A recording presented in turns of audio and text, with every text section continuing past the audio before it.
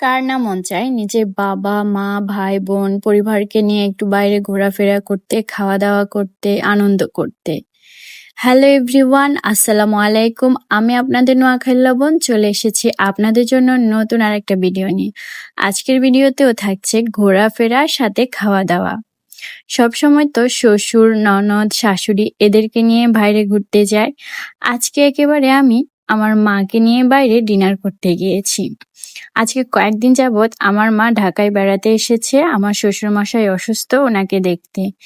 তো মা যাওয়ার সময় হয়ে গেছে, তো চিন্তা করলাম কেন না আজকে মাকে নিয়ে বাইরে ডিনার করে আসি। তো যেই বাবা সেই কাজ, তো আমরা চলে গেলাম একটা রেস্টুরেন্টে ঢোকার পর আমার মনটা একেবারে ভালো হয়ে গিয়েছে, কারণ রেস্টুরেন্টটা এত সুন্দর ছিল, মনে হচ্ছিল যেন আমি কোনো ফুলের রাজ্যে এসেছি অথবা ফুল বাগানে এসেছি। রেস্টুরেন্টটা এত সুন্দর করে লাইটিং করা ছিল, প্লাস ফুল দিয়ে সাজানো ছিল যে দেখেই মনে হচ্ছিল যেন কোনো ফুলের রাজ্যে এসেছি।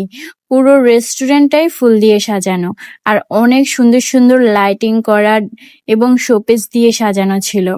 তো আমরা যেহেতু রাতে ডিনার করার জন্য রেস্টুরেন্টে এসেছি পরিবারের সবাই মিলে, তো সেজন্য অর্ডার দিয়েছিলাম থাই স্যুপ সাথে অন্থন। তো ফার্স্টে আমাদের থাই স্যুপ আর অন্থনটা চলে এসেছে, এখন আমি সবাইকে পরিবেশন করে দিচ্ছি। আর আমার কাছে থাই স্যুপের সাথে অন্থনটা খুবই ভালো লাগে, সাথে আমার হাজবেন্ডেরও ভালো লাগে। তো চিন্তা করলাম আজকে আমার আম্মুকেও এই থাই স্যুপ আর অন্থনটা ট্রাই করাবো।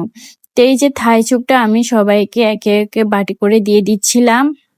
এই প্রথমবার আমি আমার মাকে নিয়ে বাইরে ডিনার করতে এসেছি, তো ফিলিংসটা আর ভালো লাগাটা একেবারে অন্যরকমই ছিল, যেটা আমি বলে বোঝাতে পারবো না। তো আমি সবাইকে স্যুপ এবং অন্থন দেওয়া শেষ, এখন চলে এসেছে আমাদের চাউমিন আর চিজি পাস্তা, তো সাথে লাচ্ছিও ছিল।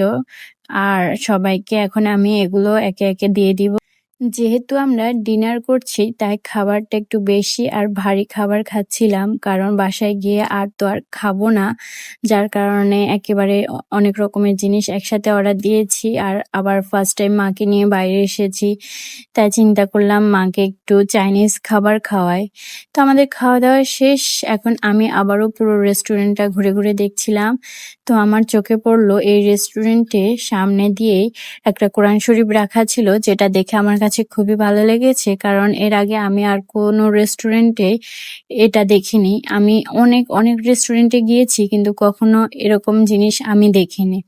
যাই হোক, তো পুরো রেস্টুরেন্টটা আমি আবারও আপনাদেরকে ঘুরিয়ে ঘুরিয়ে দেখাচ্ছি, কারণ রেস্টুরেন্টটা এতটাই সুন্দর ছিল বলার বাহিরে। আমার কাছে তো পুরো রেস্টুরেন্ট, খাওয়া দাওয়া সবকিছুই ভালো লেগেছে। ছবি তোলা অথবা ভিডিও করার জন্য এই রেস্টুরেন্টটা আমার কাছে বেস্ট মনে হয়েছে। তো আমরা কিছু ছবি এবং ভিডিও করে নিলাম। যাই হোক, আজকে আমার ভিডিওটা এ পর্যন্তই ছিল। যদি আমার ভিডিওটা ভালো লাগে অবশ্যই আমার পাশে থাকবেন, লাইক এবং শেয়ার করে দিবেন। আল্লাহ হাফেজ।